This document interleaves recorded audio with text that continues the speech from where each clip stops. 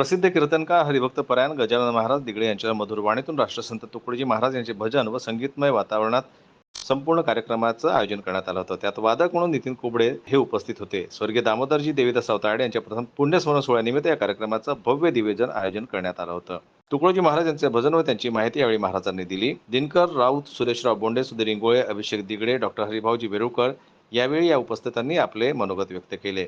यावेळी स्मृती पत्रिका देखील प्रकाशित करण्यात आली. सामाजिक क्षेत्रात कार्यरत असलेले चेहरे यावेळी उपस्थित होते. यावेळी तायडे स्वराज्य ठाकरे, सुमितजी वानखेडे, आमदार दादाराव केचे पाटील आणि शोभाताई काळे, ॲडव्होकेट रुपाली ठाकरे, अनिरुद्ध तिडके, प्राध्यापक अमिता तिडके, आर्यन तिडके, विनोद गुडुदे, अभिजित काळे, तनुष काळे, गुड्डू अभिजित काळे, गुड्डू सावंत, पायल ताळे, रमाताई तायडे, गंगाधर तायडे, राहुल तायडे, विठ्ठल ठाकरे, गीताताई वेरुळकर, पूनम काळे, रणजित राऊत, अक्षय भड, संगीता भड, पायल सतीश, राव ठाकरे, राजू ठाकरे अशा मोठ्या प्रमाणामध्ये भाविक भक्त व नागरिक या कार्यक्रमाला उपस्थित होते.